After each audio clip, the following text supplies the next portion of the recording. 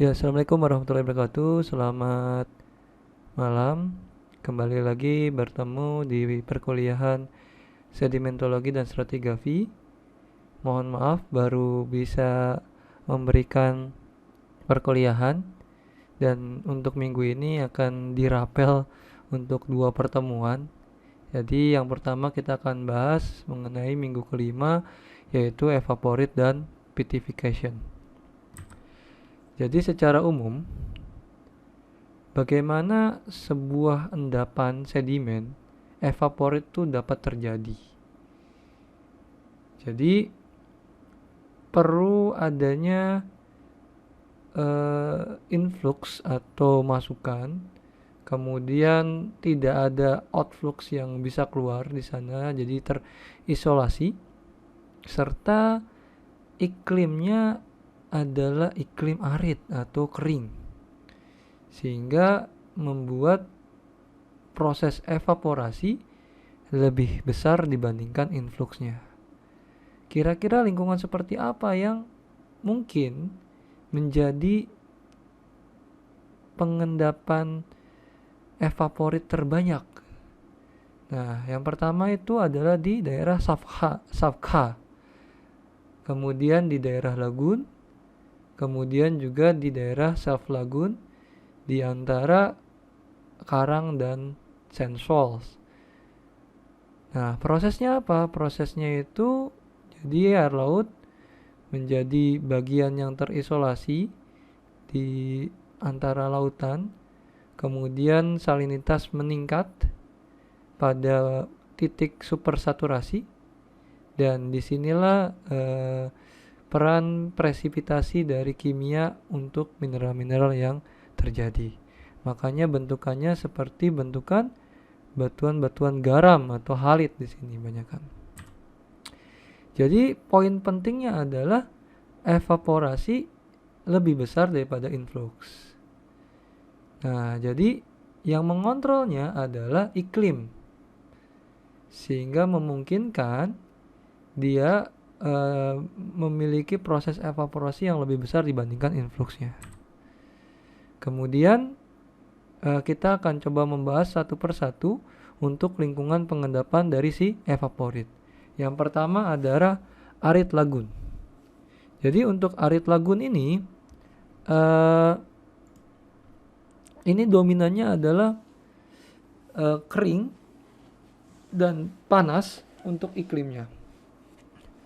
Kemudian banyak sekali air yang terevaporasi dibandingkan dengan masukan air yang sebagai inputnya.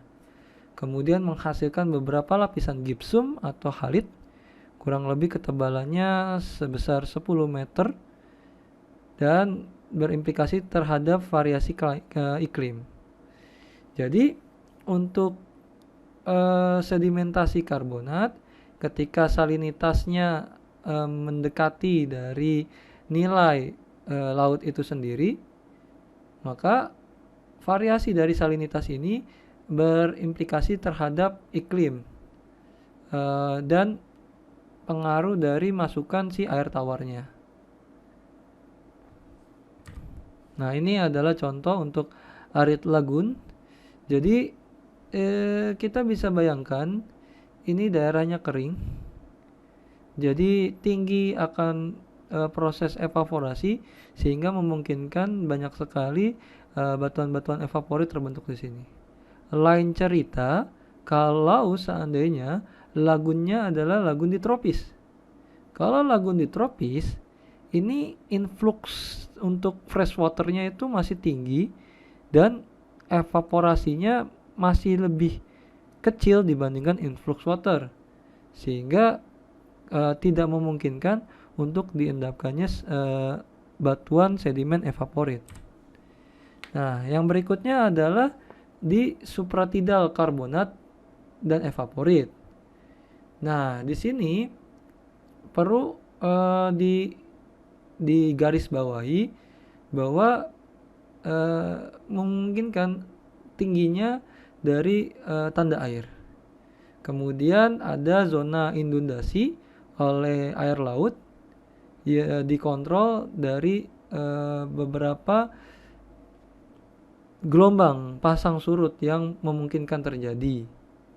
Kemudian untuk gradien dari garis pantainya sangat rendah dan dihasilkan oleh mikrobial seperti alga dan bakteri. Dan ini adalah contoh dari supratidal karbonat dan evaporit.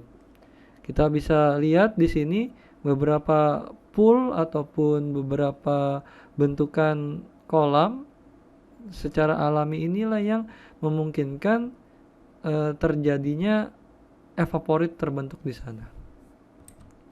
Nah, jadi posisi supratidal itu adalah di bagian sini nih. Jadi ini yang subtidal, jadi yang tinggi akan terhadap air laut. Sedangkan ini adalah yang supratidal, yang dominannya dia dekat dengan daratan. Kemudian yang berikutnya adalah arid sabkha, flat. Sabkha, seperti namanya sabkha, ini memang keterbentukannya ada di lingkungan gurun. Jadi di sini sering sekali memungkinkan untuk diendapkan endapan evaporit. Jadi di sini akan banyak sekali anhidrit karena temperaturnya lebih tinggi, dan sabkha itu adalah iklimnya sangat kering dan sangat kontras antara malam dan siang. Sedangkan untuk gipsum ini diendapkannya di temperatur rendah. Nah, untuk prosesnya ini dikembangkan dengan adanya sedimen seperti bed yang dideposit oleh wave dan rework. Kemudian ada overland by intertidal microbial limestone bed. Kemudian gipsum ini terbentuk di intertidal atas dan supratidal bawah, serta overland oleh anhidrit dengan adanya chicken wire structure. Jadi untuk keterbentukan dari evaporitic basin atau giant saline ini ada 3 skenario. Yang pertama adalah skenario overflow periodik.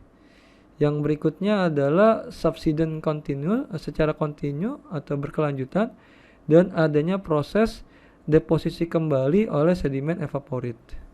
Jadi ini adalah yang periodic overflow, menyebabkan adanya shallow water yang evaporit. Kemudian adanya subsidence sehingga memungkinkan si air laut tersebut terperangkap semakin dalam, kemudian terendapkan ya tadi si sedimen evaporitnya. Contohnya ada beberapa jenis di sini. Ini diambil di daerah Amerika. Jadi ini kita bisa lihat bahwa ini adalah posisi di mana adanya evaporit di bagian sini. Nah, jadi ini yang kita sebut sebagai diapir. Nah, diapir inilah yang kita sebut sebagai salt dome atau salt diapir. Nah, ini juga hal yang sama. Di sini kita bisa lihat, sama masih di Amerika. Kita bisa lihat di sini ada beberapa bentukan-bentukan dari salt dome atau salt diapir yang terbentuk di bawah permukaan. Nah, ini yang kita dapatkan di daerah Timur Tengah. Ini adalah giant salt yang cukup besar yang meliputi dari kawasan Mediterania, meliputi Eropa Selatan sampai ke Asia Kecil. Oke, kemudian selanjutnya kita akan coba bahas mengenai petrification. Jadi petrification ini diawali dengan beberapa pertanyaan khususnya tentang batu bara. Yang pertama adalah dari mana batu bara berasal, bagaimana proses perubahannya, apa syaratnya agar proses dapat berlangsung, di mana batu bara diendapkan. Ini adalah 4 pertanyaan dasar yang perlu dijawab untuk bisa mengenali batu bara lebih terperinci lagi. Jadi secara umum tumbuhan ini yang bisa menjadi batu bara itu bisa dibedakan menjadi dua tipe, yaitu tumbuhan darat ini akan menghasilkan yang humic coal. Ada juga yang tumbuhan air, ini tipikalnya adalah ganggang biasanya. Ini jenisnya adalah sapropelic coal. Dan ini adalah tanaman-tanaman yang dapat menjadi batu bara di kemudian hari. Kemudian kalau seandainya kita potong dari tumbuhan tersebut, maka ini adalah kenampakan dari tanaman-tanaman yang akan menjadi atau menjadi sumber dari batu bara itu sendiri. Jadi secara singkat, tahapannya adalah ketika tumbuhan berubah menjadi gambut, itulah proses yang kita sebut sebagai petrification atau penggambutan. Kemudian ketika gambut menjadi batu bara, itu nama prosesnya adalah kualifikasi atau pembatubaraannya. Kemudian bagaimana perubahan terjadi dan faktor apa yang berperan, kita akan coba bahas satu persatu. Jadi ketika proses tumbuhan menjadi gambut atau petrifikasi, maka unsur-unsur tumbuhan yaitu meliputi selulosa, lignin, resin, lemak, lilin, chitin dan lain sebagainya ini kemudian teruraikan menjadi CO2, NH3, CH4 dan H2O. Jadi, jika oksigen berlimpah dan bakteri cukup, semua unsur tumbuhan akan berubah menjadi selulosa menjadi glikosa. Kemudian dari glikosa, ya kita tahu selulosa adalah polisakarida, menjadi glikosa ini yang disakarida. Kemudian dari glikosa menjadi CO2 dan H2O. Tetapi proses itu tidak sempurna 100% karena terendam sehingga memungkinkan ada sisa-sisa yang akan menjadi gambut. Nah, peran pentingnya di sini adalah bakteri-bakteri anaerob dan aerob di sini. Jadi bakteri yang aerob dia mengubah dari C6H10 kemudian interaksi dengan H2O, maka dia akan menjadi glukosa. Dari glukosa ditambah dengan O2, inilah proses yang kita sebut sebagai fotosintesis. Kemudian jamur itu juga dapat mengubah lignin. Dan yang paling penting adalah di bakteri anaerob, karena dia dapat mengubah selulosa menjadi H2CH4, CH3COH, C3H7COH, dan CO2. Jadi bahan yang dihasilkan ini akan membentuk suatu kumpulan atau gabungan menjadi yang kita sebut sebagai humic substance. Dan inilah yang warnanya biasanya berwarna coklat gelap dan mengandung humic acid atau asam humic.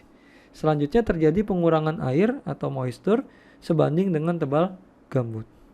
Jadi kalau kita bandingkan antara kayu yang berasal dari tumbuhan dan gambut, maka ketika dia masih menjadi kayu, dominannya adalah selulosa.